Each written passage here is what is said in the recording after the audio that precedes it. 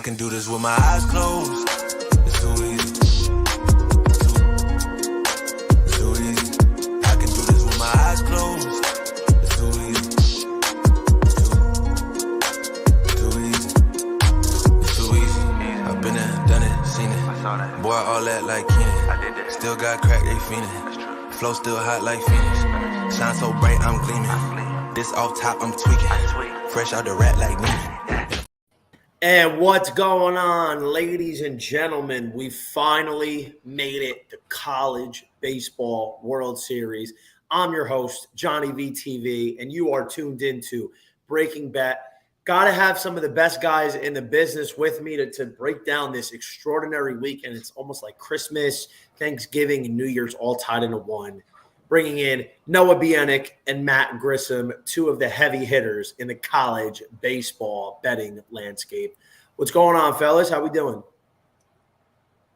I'm doing great, Good. Johnny. This is going to be one hell of a week. I'm very excited for it. I can't wait to dive into some of the games with you.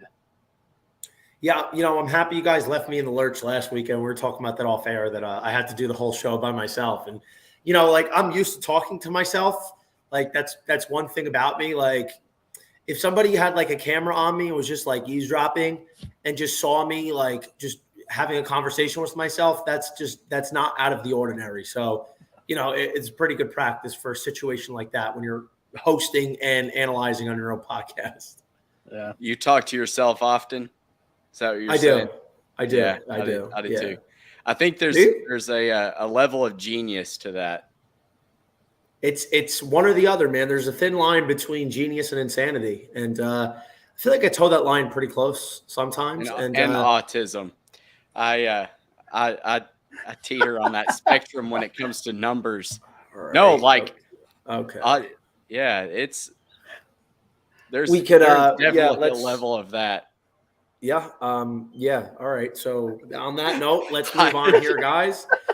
So obviously we've been doing a lot of shows together. Me and Matt, obviously me and you have been doing shows pretty much the entire year. And, it's a different approach, but we've gained so much information each and every week when we have our Friday podcast that like we've been taking in and have been able to analyze some of these teams. And the funny part is, a lot of these teams and players who have been playing to a certain pattern have been playing better than what we might have thought. And, it's indicative, and we're going to get into some of those series. But before that, give me some of the things that you're looking out for in this College World Series, Matt.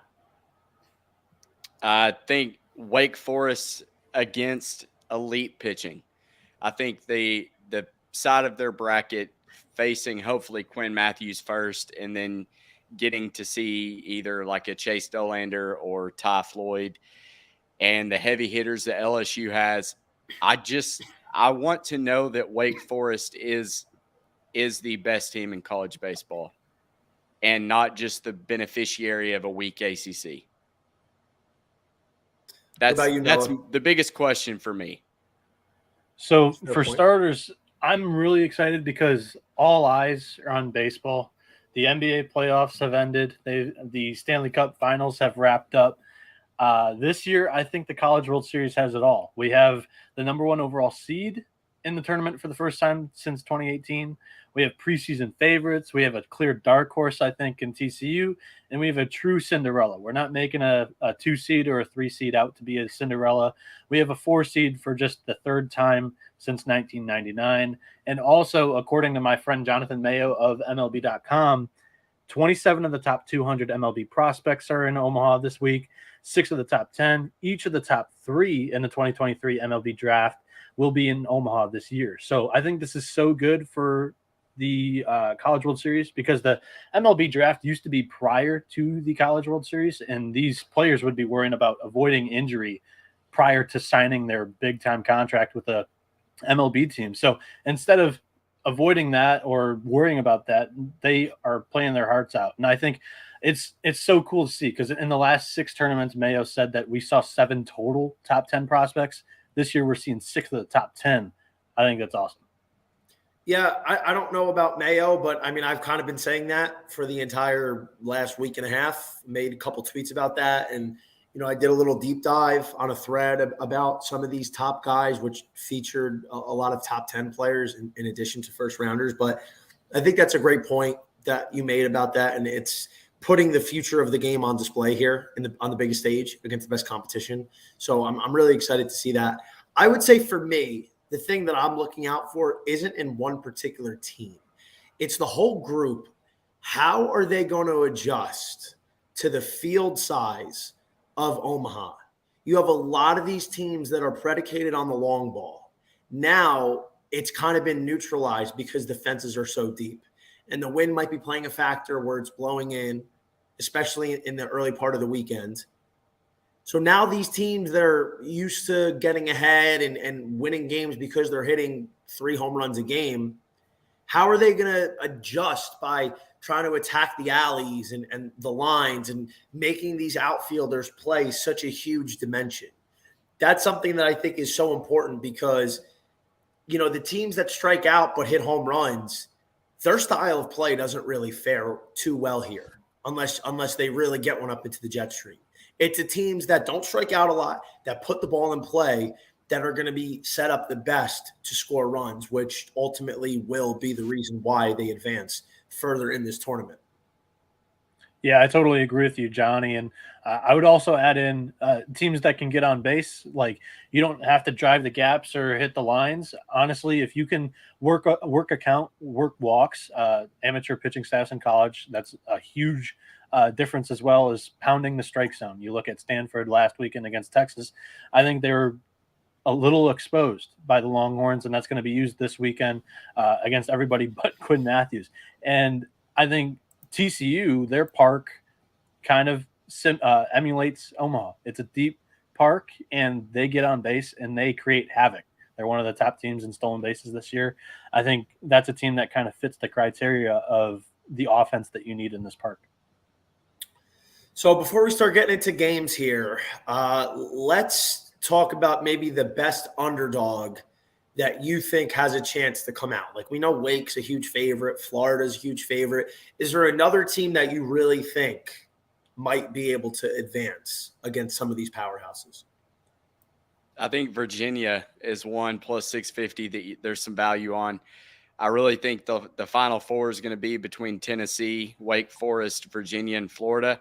And kind of what Noah was talking about earlier, just about maybe not relying on the long ball, but just getting on base. I think he told me a stat: Virginia leads the country in doubles. Is that right? Was it doubles Virginia? Per game? Yeah, I can pull that up. Yeah. So something like that would be value to me in this park. They've had pretty decent outings by a couple of their pitchers with early.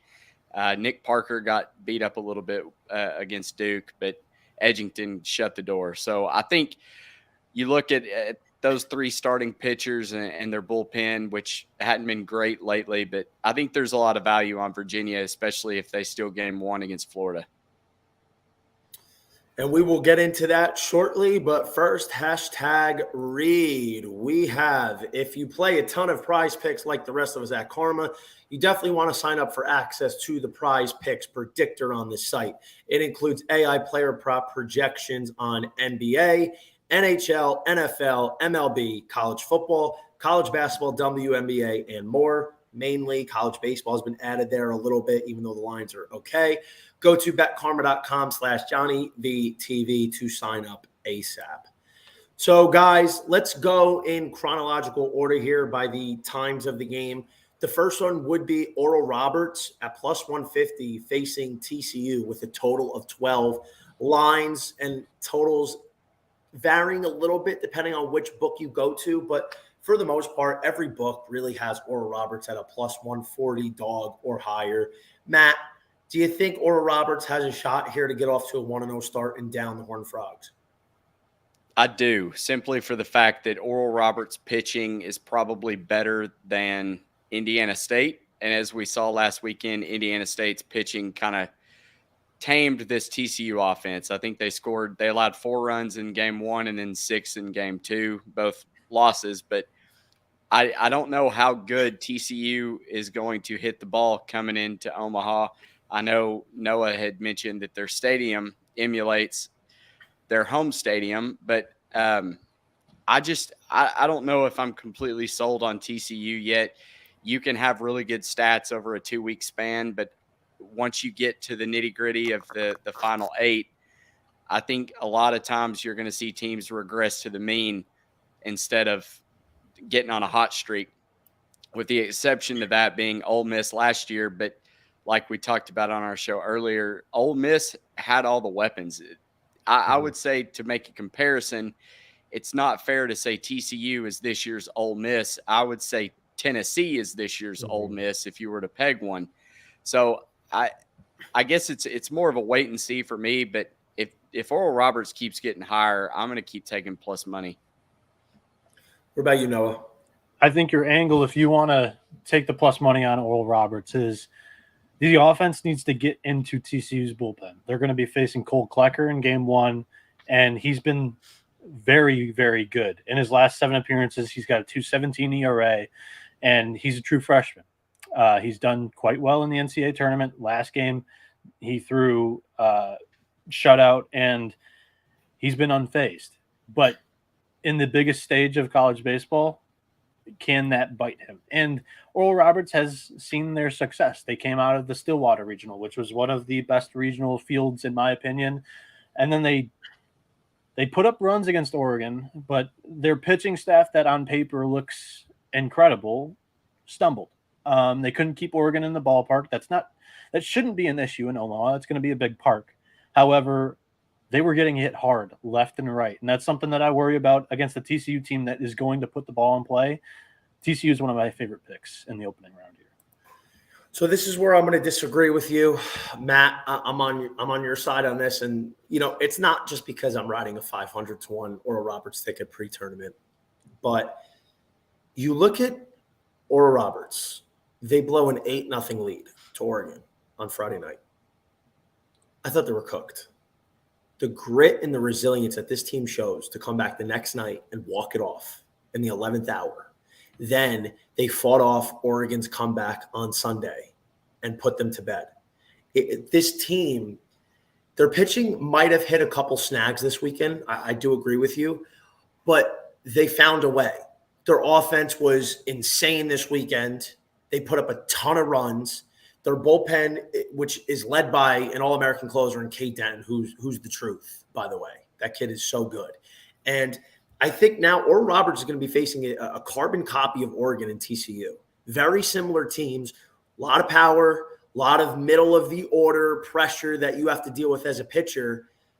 And the pitching really isn't there. TCU is getting great outings from Cole Klecker, but before the Indiana State game, which let's call it what it is, they're not a good team, really, like in terms of the overall landscape, and their offense really isn't the strength of that team.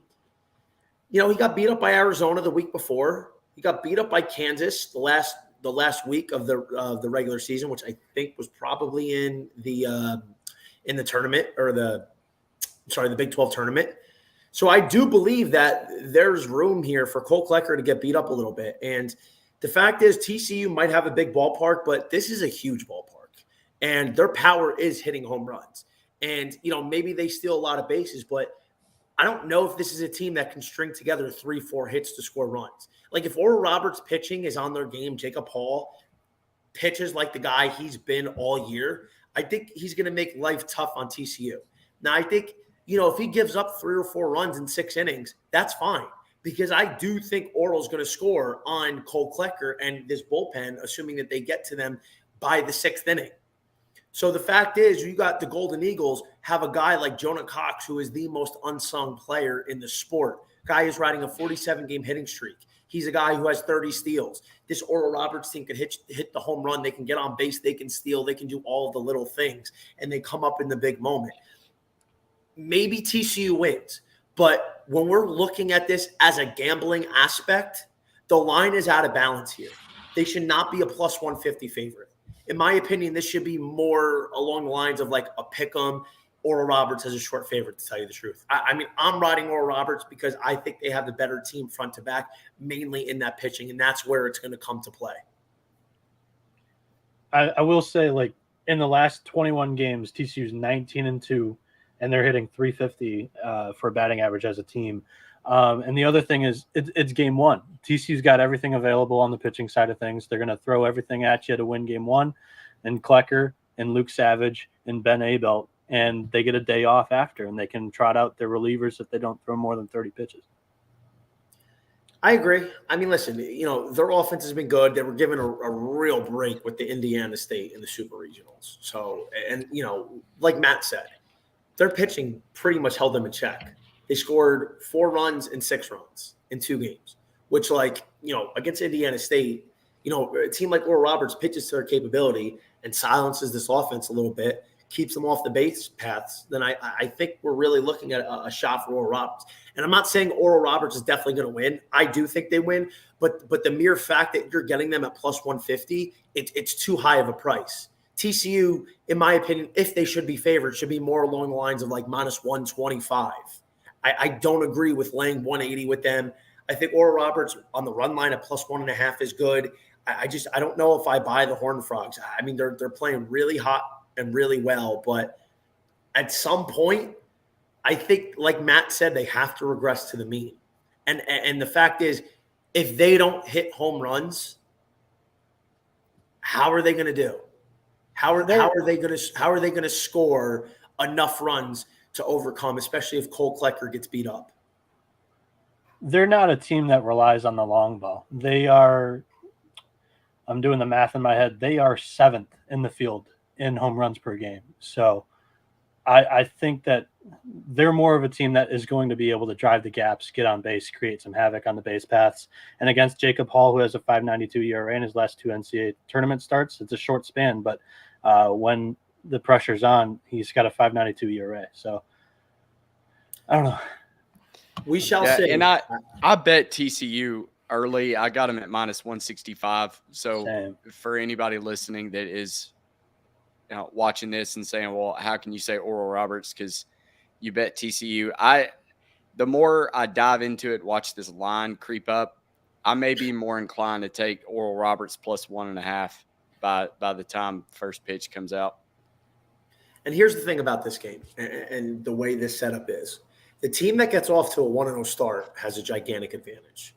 And for a team like Oral Roberts, if they get past TCU with Jacob Hall on the mound, they're going to turn Harley Gollert, or they're going to turn to not Brooks. Coach Fulmer said that it would be Gollert in the press conference. It would be Gollert, and then they have the kid Benny. I forget his name. Fowler. His last name is Fowler. It's not. It's Brooks Fowler. Brooks. I always confuse them because Brooks Koepka and Ricky Fowler. But either way, they have 3 legit options, and they have a ton of guys out of the pen. So, if that was the case, then I think that it becomes very interesting. Should they play either Virginia or Florida? And into that segment, we have Virginia as a short underdog against Florida, minus 135 with a total in the 11 range here, depending on where you're looking. So, Noah, do you think Florida advances, or is Virginia just too well built for this ballpark? This one's a super tough pick for me. I grabbed this line when it opened. Virginia was minus 120, and Florida was minus 110. I was like, just off my gut, I know that Florida is going to close as a favorite, so I'm going to take this now. But when you look at it, Virginia on paper should be able to play a little bit better in Omaha than Florida. However, I grabbed that Florida piece. I'm not upset with it. Brandon Sproat has a 4 ERA in his 3 postseason starts. Nick Parker, 2.70 ERA since settling back in after his broken cheekbone, taking that line drive off the face against Florida State. I think that this is going to be one heck of a game, and I wouldn't blame you on either side of this game here.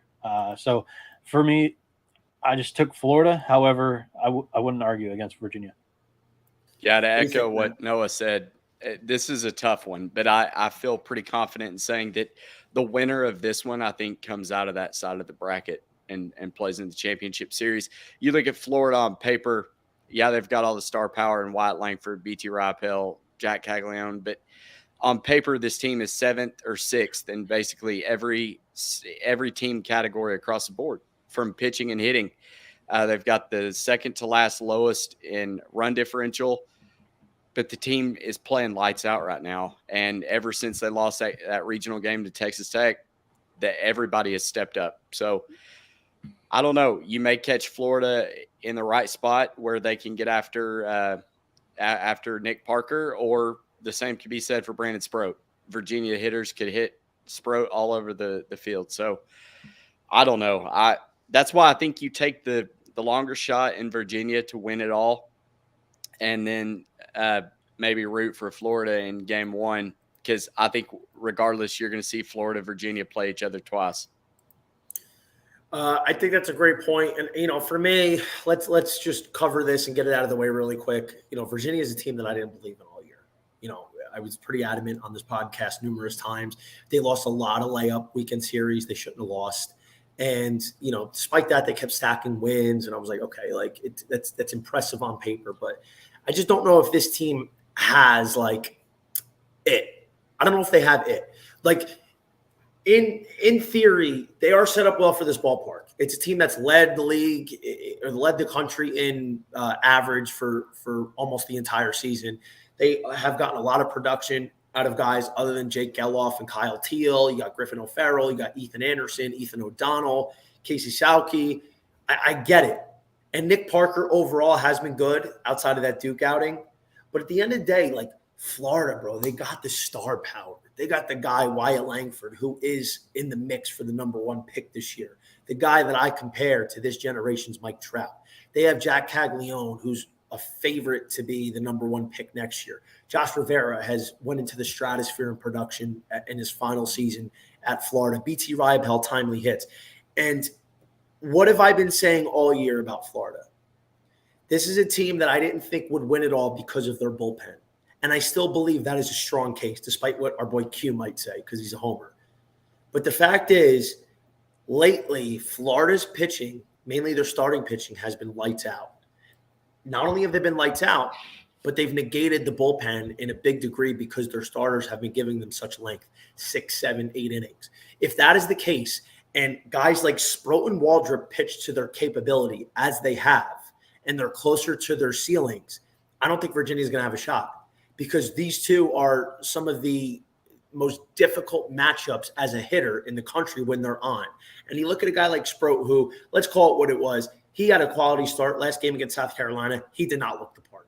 I don't care what anybody says what his final line was. He should have given up 6 runs. They got hosed. South Carolina did on that Braden Wimmer fiasco. But at the end of the day, Sproat has had 3 straight quality starts. He's pitched really well. Waldrop's been on a different planet. I don't think a guy in this draft class has boosted his stock more than Hurston Waldrop has in the last couple of weeks. That being said, I think Florida is the better team and they will find a way. So I have to go with Florida here. And I said before the Super Regional, whoever wins Florida, South Carolina, I believed was going to be going to the finals on that side of the bracket. Yeah, on a broad span, I agree with you here. And in the last 16 games, this is according to D1 Baseball, the Florida starting pitcher group has a 2.40 ERA, and then also Hurston Waldrop in his last 5 outings, a 1.96 ERA. He'd probably start game 2.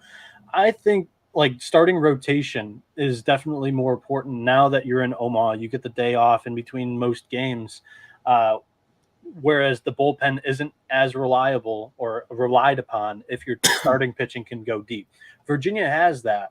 However, their bullpen kind of stumbled against Duke.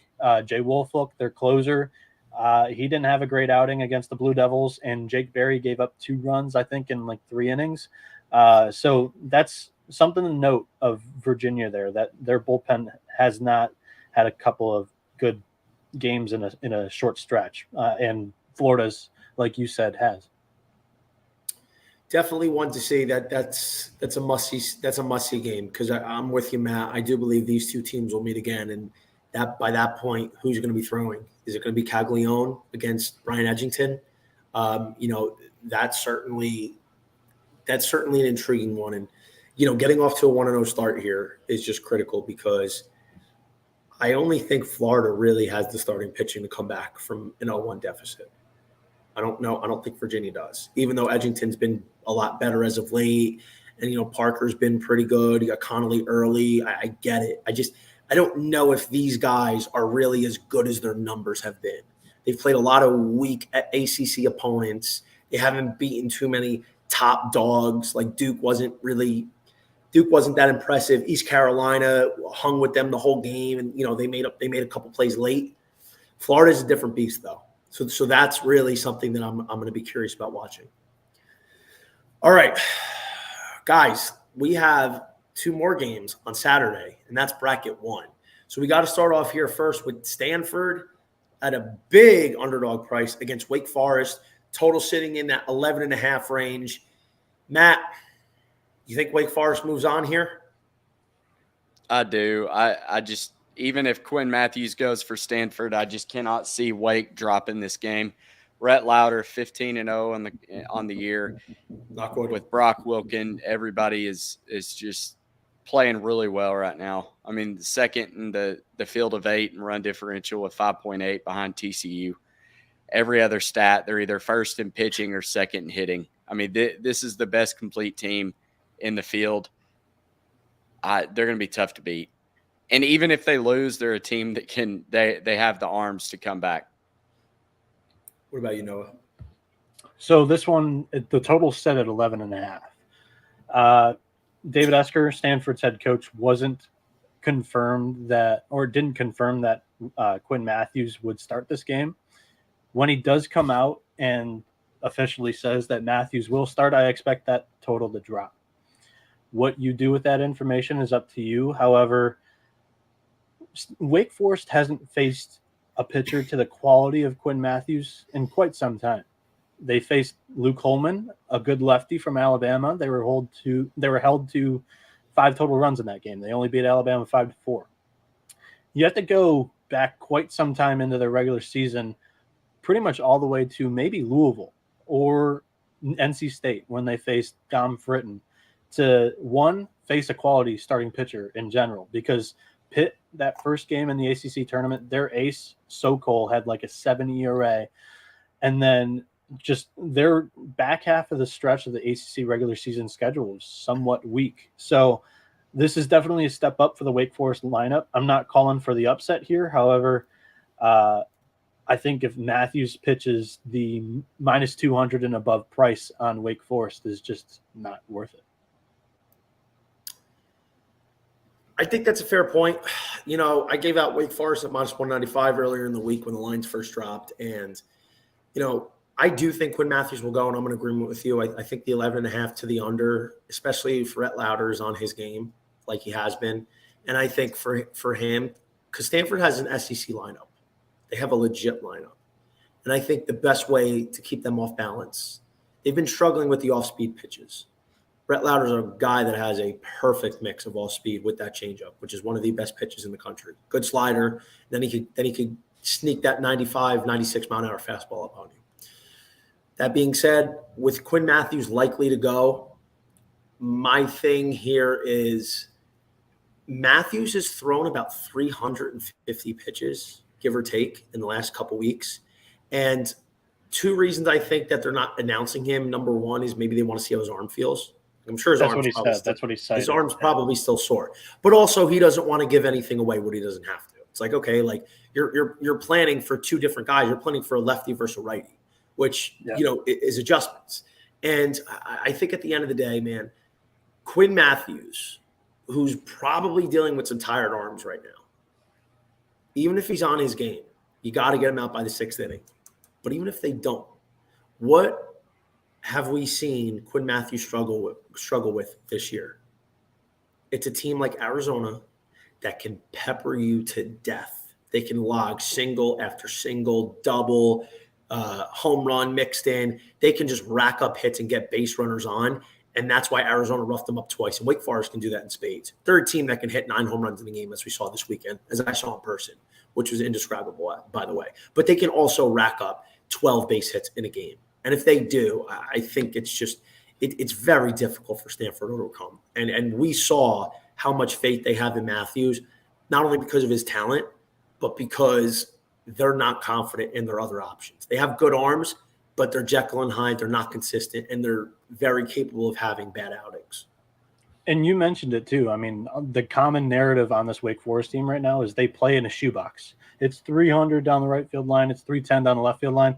Their pitching is the best staff in the country in that shoebox. So yeah, they can hit the home run. Actually, most of those were not barely over the wall. They were, dude. I saw some moon. I saw 425 shots. I saw absolute piss missile rockets out of that. And other things that they don't get credit for, they're not afraid to lay the bunt down. They can play the small ball game as well. I'm really looking forward to seeing how Wake Forest, one, does against quality competition, and two, it's just how they perform under the bright lights. You said something earlier about Holman, though, and I was just comparing stats for the season long. Quinn Matthews has a 3.60 ERA. Jacob McNary has a 3.68. So we're very comparable, and they got after McNary for 7 earned runs. I'm not saying McNary is in the same ballpark with Quinn Matthews, but the season stats would say that he, in fact, is. So I would actually lean. I want to pump the brakes on that real quick because here's the problem with overall numbers. Before that first Arizona start towards the end of the year, Quinn Matthews was pitching to like a 2.8, 2.9 ERA. And then he got lit up. And then he had I think he had a good start. He got lit up by Arizona again. He got lit up by Arizona twice in 3 starts. They tagged him for maybe like 15 earned runs, something astronomical in the 2 outings. So that's what blew his ERA up. But before that, he was trending sub 3. Yes, yeah, but what was using Holman recency stats would make Quinn Matthews even higher or worse than what he's been. But what'd you say, Holman? Because McNary's a right-hander and Holman's a left-hander. I'm just wondering if there's something that correlates there. McNary came in with 3.68. Holman came in with 3.46. Okay. So that's what I'm saying is season-long stats would say McNary, and McNary being a righty, Quinn Matthews being a righty. Lefty. I think. Oh, he is lefty, isn't he? So maybe he can tame the Wake Forest. This is why I wish we had left-hand pitcher, right-hand pitcher. Let's hope stats. he doesn't. Let's hope he doesn't. I don't want to put that out there. I think ultimately the thing is, like, Stanford, they keep getting away with it. Like Texas A&M blew it. They had opportunities to close that series out. They were up 1-0 in the regional. Texas had an opportunity to close it. They were up 1-0 because Stanford bullpen blew a 5-2 lead. And, Stanford won on like a fluky fly ball miscue because they couldn't pick it up in the twilight sky. I think Stanford is a really good team. But like Matt, I've been saying it all year. Like, I didn't really believe them to be a threat to win it all because, they play a different competition. And yes, their lineup is good, but the pitching to me after Matthews really isn't something that I'm scared of. They're beatable. And these are Pac-12 guys. These aren't like solid SEC guys that face all kinds of elite competition pretty much every weekend. And I think that does matter. Wake Forest is my team. I'm going to ride and die with them. But I just think they have such an advantage against Stanford. And, Stanford's not a pushover. This is a tough game. It's a very tough game, despite what the line says.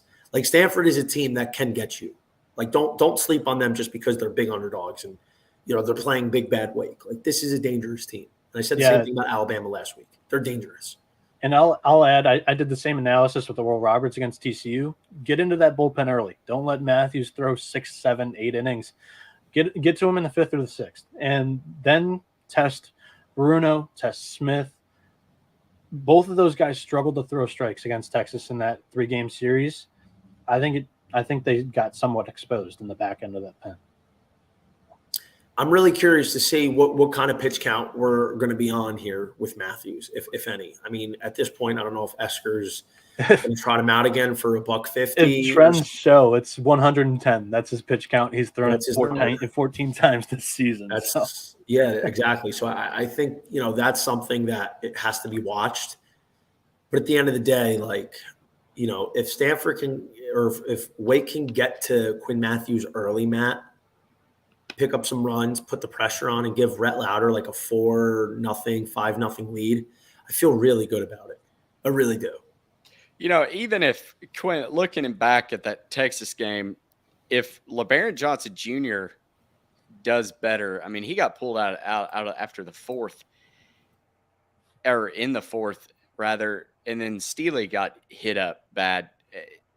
That Texas was in that game. It's not like They were. Quinn Matthews. The stat line looks good, 16 strikeouts.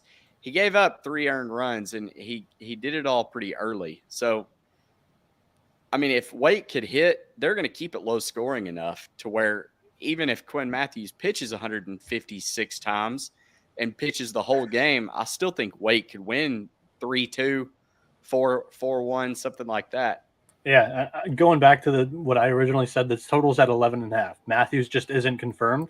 When he does, I think it's going to drop to like 9.5. It's a nice middle if you want to get in on the under now and take the over later, or under now or wait and take the over. I think that's probably the winning angle on this game, however you want to attack that total.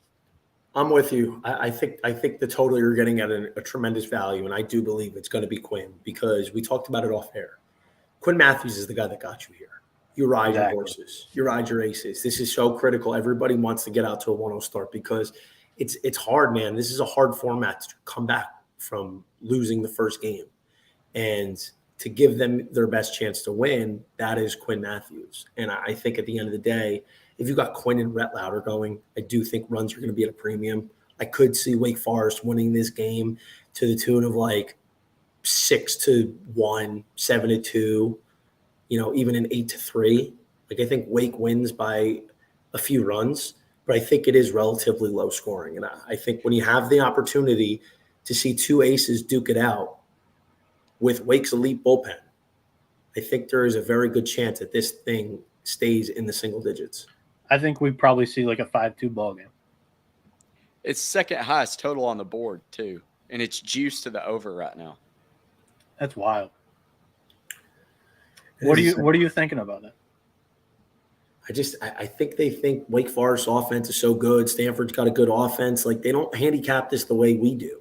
They don't understand the in-depth of the pitchers. They probably just look at their numbers and like what they've done. But like, I think you're looking at probably the best performer of the season and Lauder.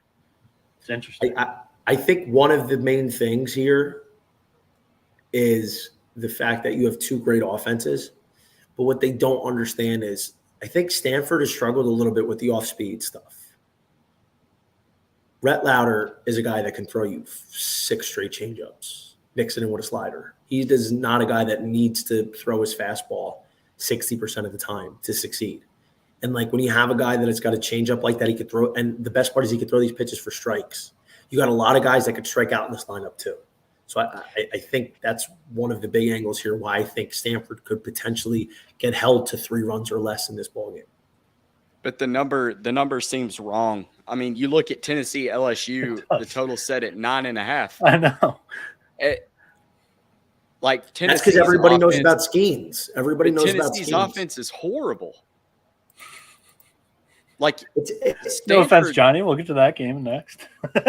Their offense is horrible. But yeah, I mean, Skeens. But would you rather have Lindsey Skeens or Lauder Matthews? Exactly.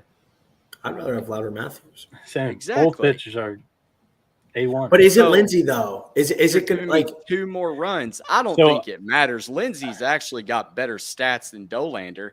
Now, I think Dolander's got better stuff, but more recently, Dolander's pitched better. Press conference I haven't gotten a chance to get to yet. They were like one of the final 2 teams to go out there. So I haven't heard if they're confirming Lindsey. But yeah, we'll get I can talk more about that when we get to that game. Go ahead, Chris. And it brings us up to our point here. We got Tennessee trending in the 170 range as a dog to Paul Skeens and LSU. Total sitting in the 9.5, 10 range. And guys, we if we haven't seen a confirmation, we have a pretty good guess that it's going to be Skeens on the mound. If they throw him first game in the regional against Tulane, imagine they throw him game 1 here. And, Tennessee's unconfirmed. And before we get to who we think could win this game, does your handicap change if it's Lindsey or Dollander in this one?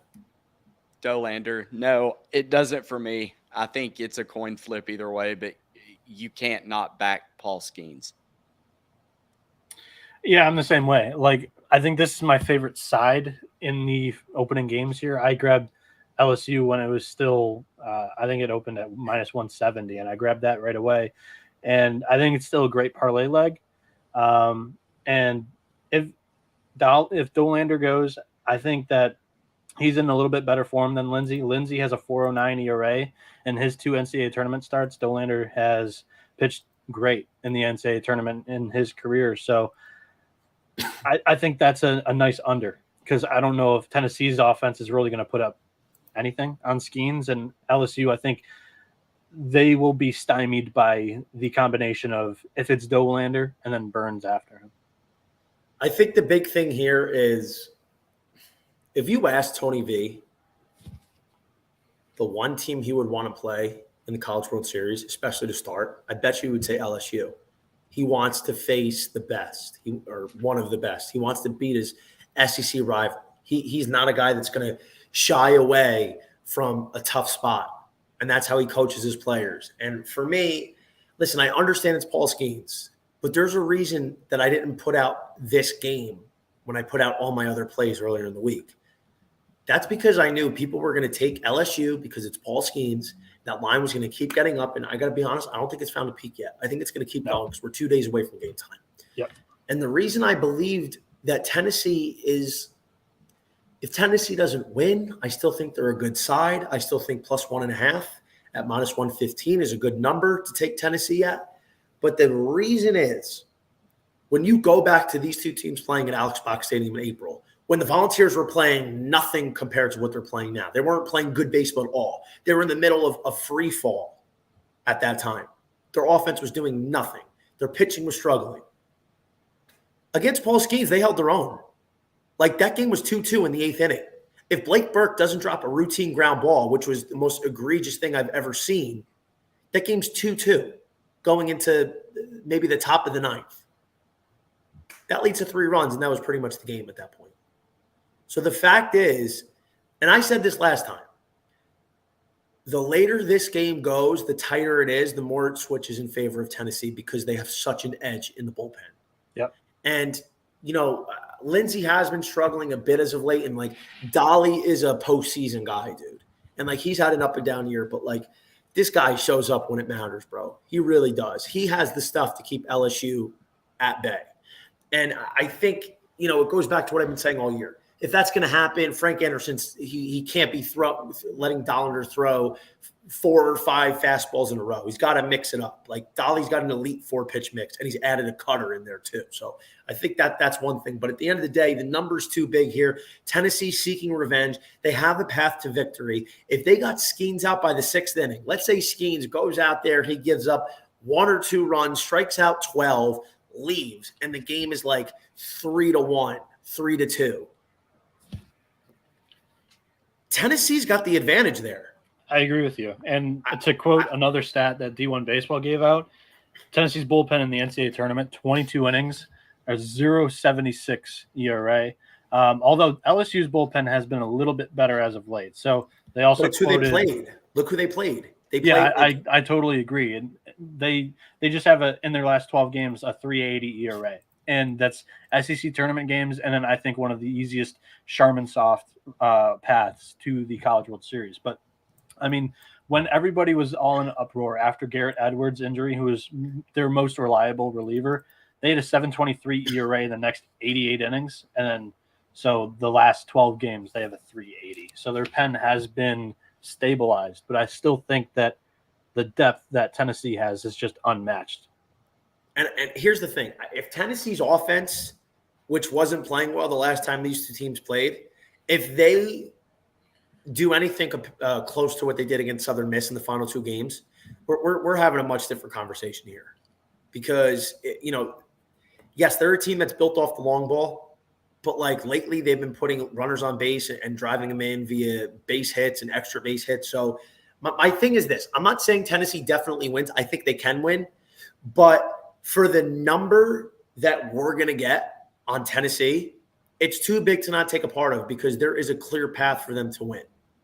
And especially if Chase Dollander throws and he's on his game and he pitches like he did against South Carolina or he pitches like he finished against Southern Miss. And just as a side note, if it is Chase Dolly versus Skeens, whatever you're doing Saturday night, stop and watch this game. This is the last time we will ever see these two guys share the stage and duel it out on the college level. And we're doing it on one of the biggest stages that you could possibly ask for. Next time you see these two guys, we're going to be top 10 picks.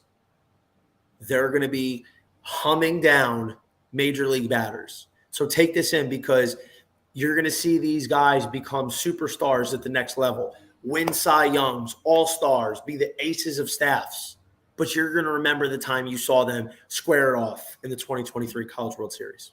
Yeah, this Saturday night game is the marquee matchup of the first round. Both fan bases are probably going to be more the larger fan bases that show up for this first weekend, especially knowing that they play each other in that first game. I think it's going to be a hell of an atmosphere. Noah, you had said earlier about swing and misses, though, for Tennessee. Yes. And as you know, Paul Skeens relies heavily on strikeouts. He's king. pretty good at it. Yeah. That's going to be the biggest question mark. And I get Johnny's point of taking them at a big price. However, you're going to be hinging that whole handicap on being able to get Skeens out early. And for Skeens is like by the 6th inning. And I don't know. I don't see it happening. And then a question mark too with pitching with Dolander. I don't know why at this point you would change it up.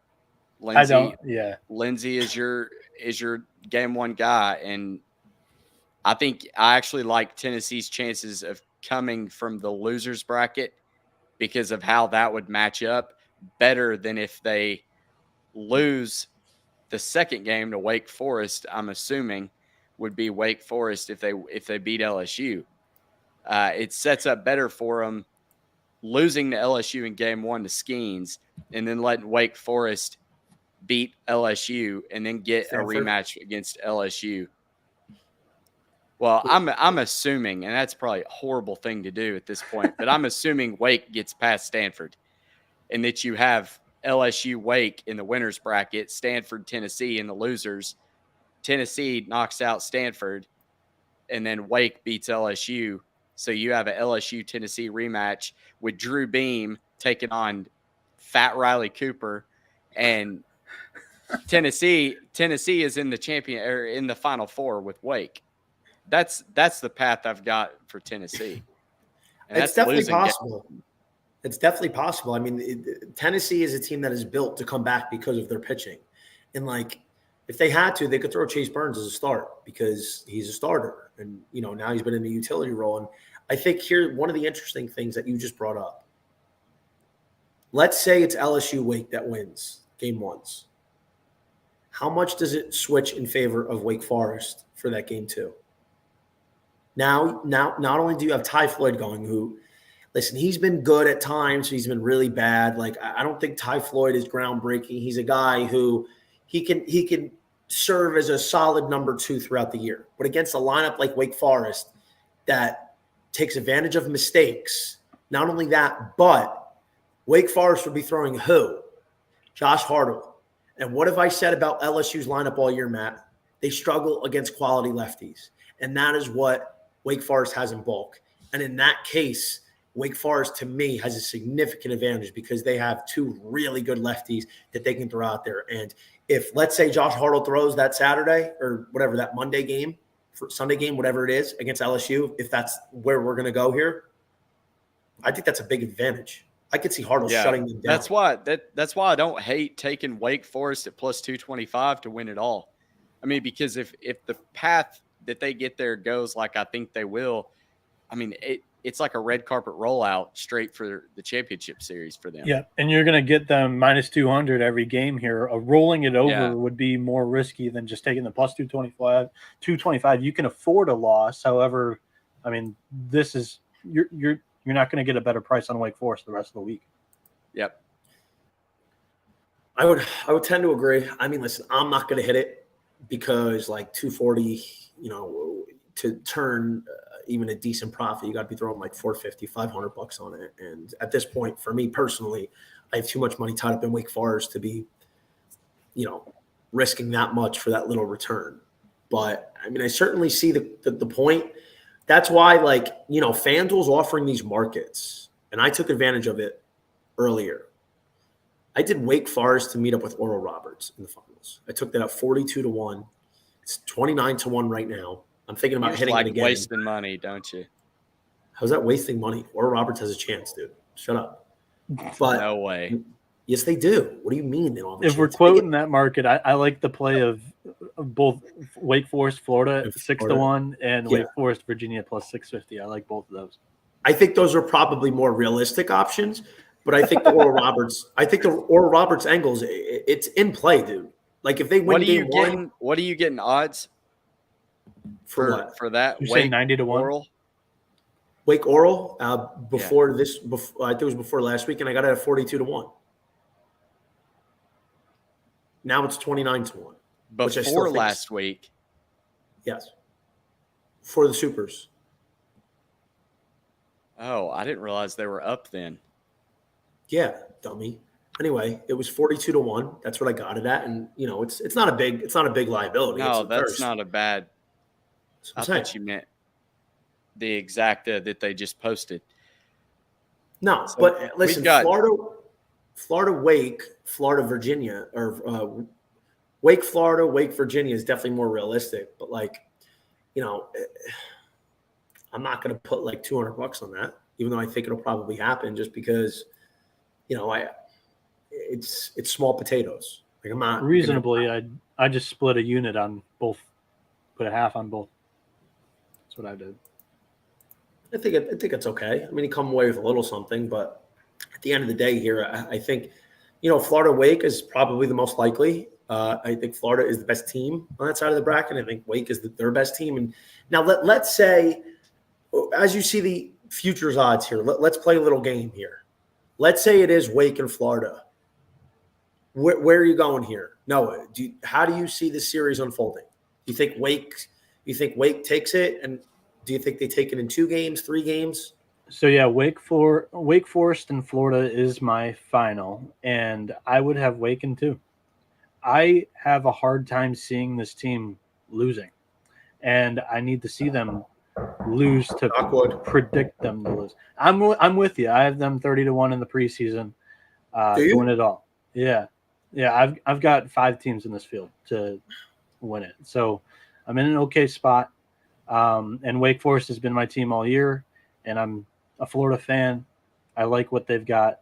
I think they've got a good core of some starting pitching that's going to take them where they need to go, and just enough on the offensive side to put up a couple of runs in each game. But against Florida, or against Wake Forest, the Deeks have been just too good this year. So, I feel really good about where the Deeks are at right now.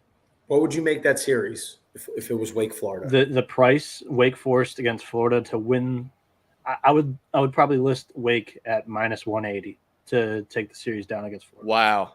That's a lot. I was going to say 140, 150.